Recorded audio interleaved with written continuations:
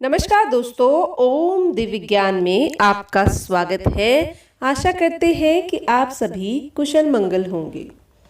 दोस्तों, मनुष्य अपनी जिंदगी में बहुत कुछ पाना चाहता है, सबसे ऊंचे स्थान पर जाना चाहता है, पर मानव की बहुत सारी कमजोरियां होती हैं जो उन्हें अपने बड़े लक्ष्य को पाने से रोकती हैं। दोस्तों, आज का प्रसंग इन्हीं 4 कमजोरियों के बारे में है। जो मनुष्य अपनी इन 4 बड़ी कमजोरियों पर विजय हासिल कर लेता है, उसे एक बड़ा इंसान अपने एक बड़े लक्ष्य को पाने से दुनिया की कोई ताकत नहीं रोक पाती। दोस्तों, आज का प्रसंग, आज की कहानी बहुत ही ज्ञानवर्धक कहानी है। पूरे मन और ध्यान से जो पुरुष भी इसे सुन लेगा, अपने चित्त में बैठा लेगा, उसे सफल बनने से दुनिया की कोई ताकत नहीं रोक सकती।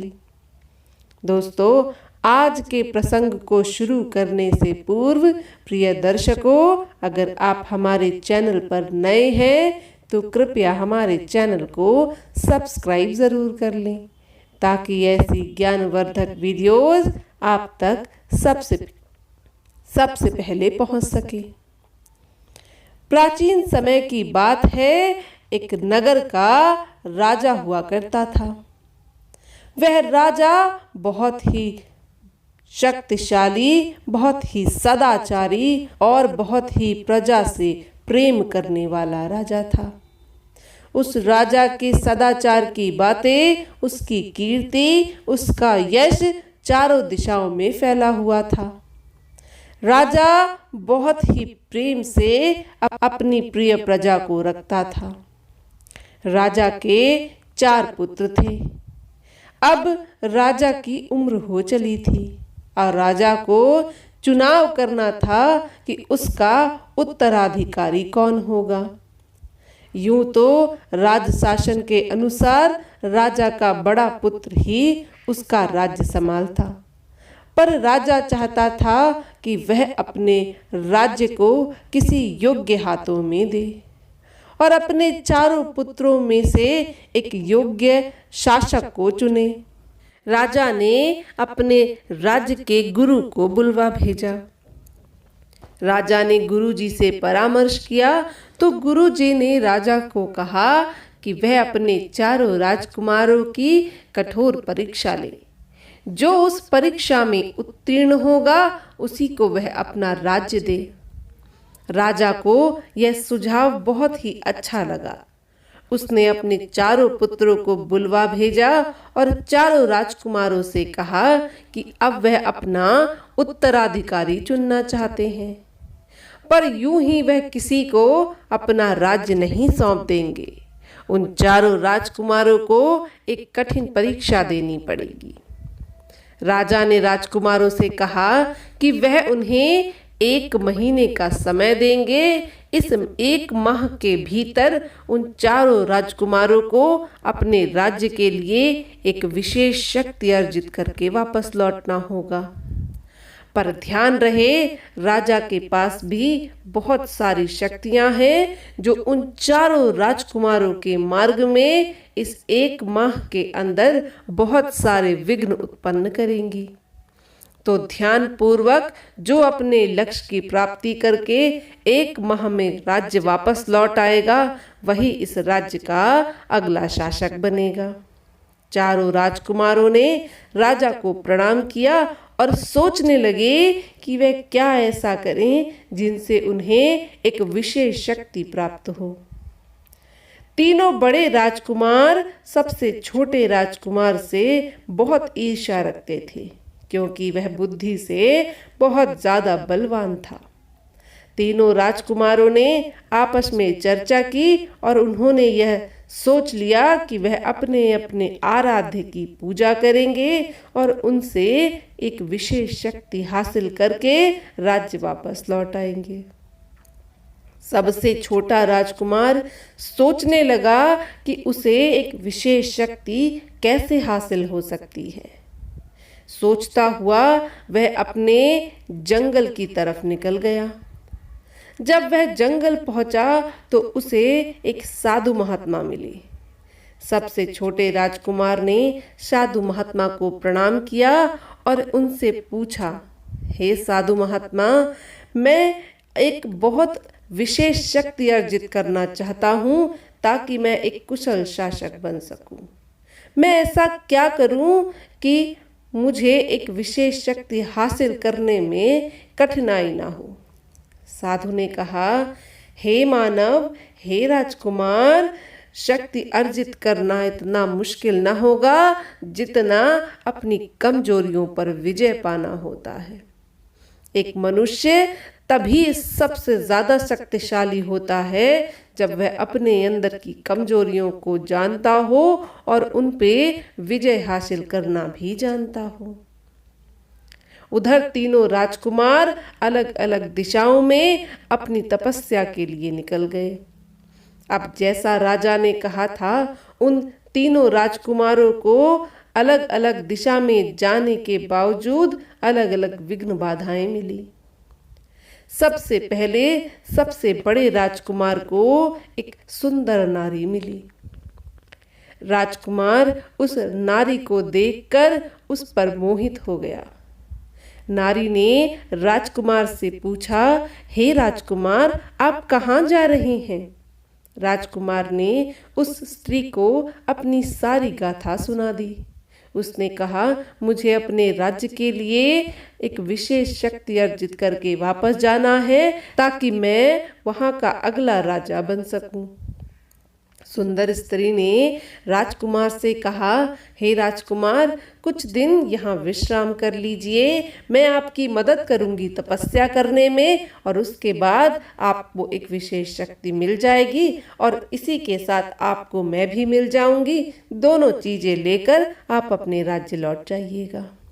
राजकुमार स्त्री के मुंह में तो पहले ही पड़ चुके थे। राजकुमार ने स्त्री की बातें मान ली और वह उसी के साथ वहीं रहने लगे। देखते ही देखते 1 माह का समय निकल गया और राजकुमार के हाथ कुछ भी न लगा। दूसरा राजकुमार जब जा रहा था तो रास्ते में उसे 2 लोग मिले। वह लोग मदिरा पान कर रहे थे। राजकुमार ने यह सारी चीजें पहले देखी हुई थीं। मदिरा को देखकर राजकुमार अपने आप को रोक नहीं पाए और जाकर उन लोगों के साथ बैठ गए। उन लोगों ने राजकुमार से पूछा, आप कहाँ जा रहे हैं? राजकुमार ने उन्हें सारी कथा कह सुनाई।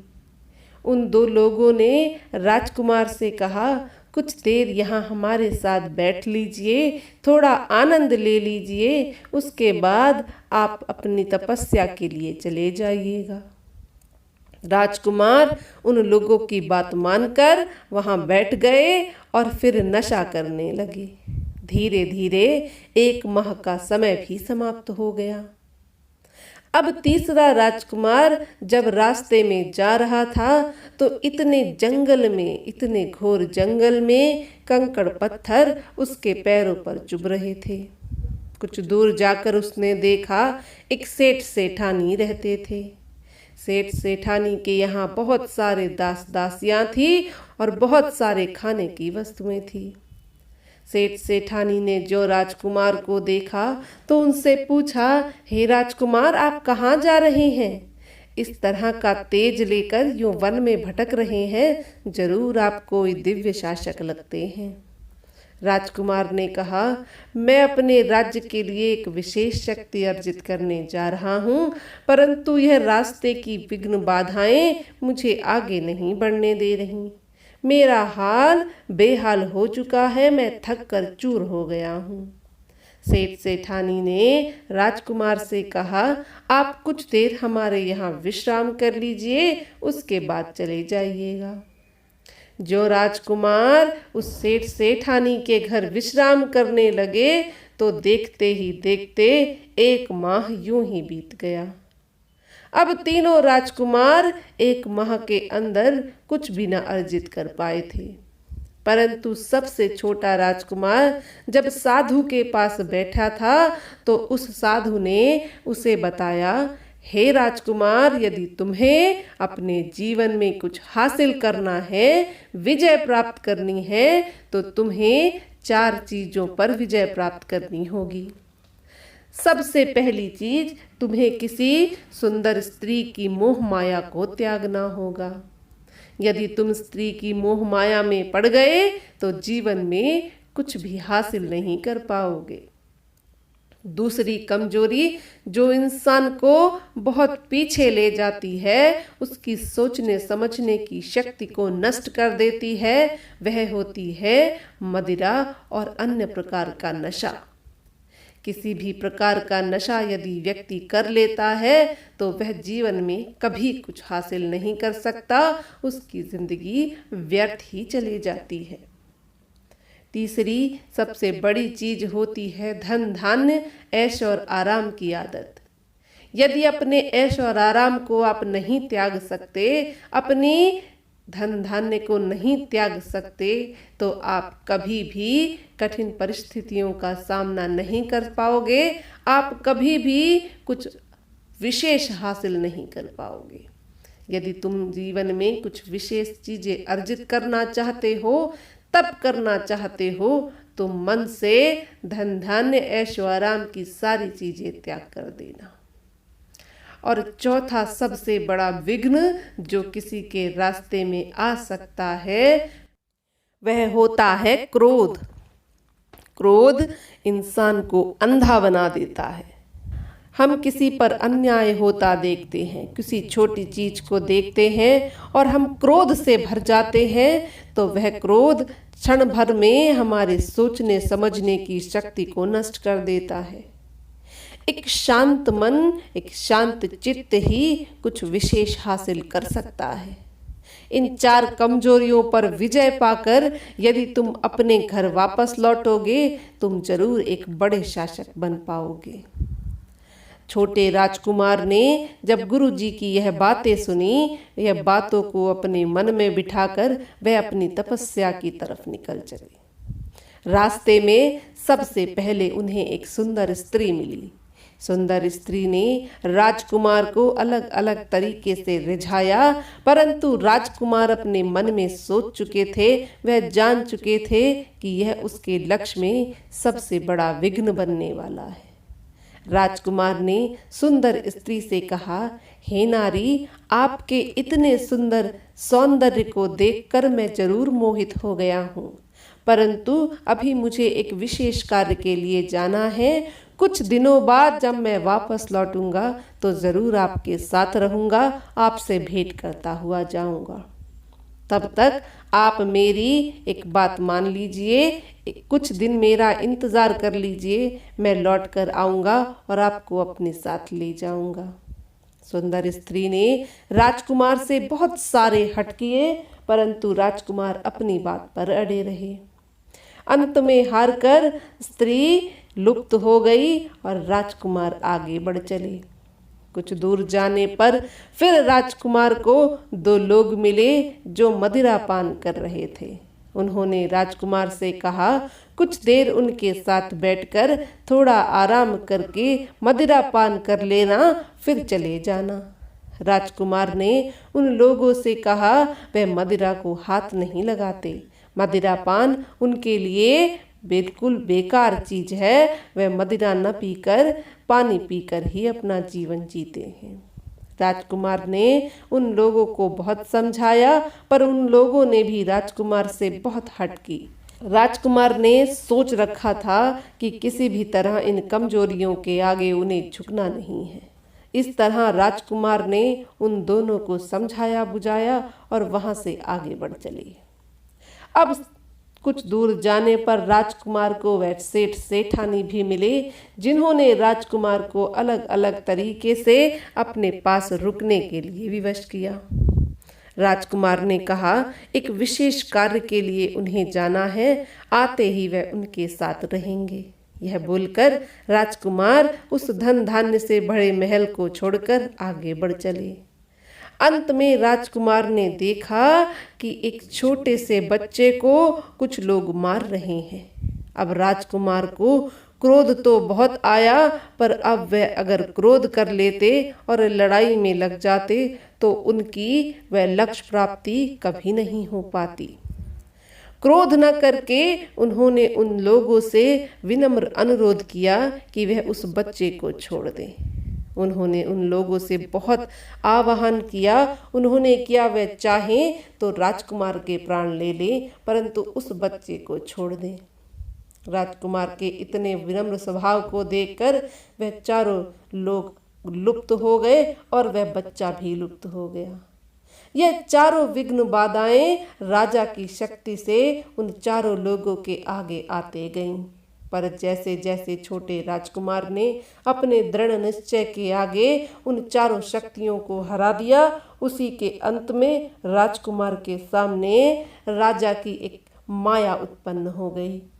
माया ने राजकुमार से कहा, हे राजकुमार, जिस कार्यवश आपको जंगल में भेजा गया था 1 माह पूरा होने वाला है और आपने वह शक्ति भी अर्जित कर ली है। यह बोलकर माया ने अपनी सारी शक्ति राजकुमार को दे दी। राजकुमार का 1 माह समाप्त हो चुका था, पर वह विशेष शक्ति भी अर्जित कर चुका था। अब राजकुमार अपने राज्य वापस लौटे और उन्होंने राजा को अपनी उस विशेष शक्ति के बारे में बता दिया। उन्होंने राजा से यह भी बताया कि उन्होंने उन 4 कमजोरियों को पीछे छोड़कर ही इतनी विशेष शक्ति हासिल की है। वहीं वह तीनों राजकुमार जिन्होंने कुछ भी हासिल नहीं किया था, राजा के सामने हाथ जोड़े खड़े थे। राजा ने इस तरह सबसे छोटे राजकुमार को ही अपना उत्तराधिकारी चुना। इस तरह उस राज्य को एक कुशल शासक मिल गया और वहां की प्रजा खुशी से रहने लगी। दोस्तों, अगर आपको यह कहानी पसंद आई हो तो कृपया हमारे चैनल को सब्सक्राइब जरूर कर लें। वीडियो को लाइक और शेयर करना न भूलें। अच्छे कमेंट करके बताएं कि आपको यह वीडियो कैसी लगी।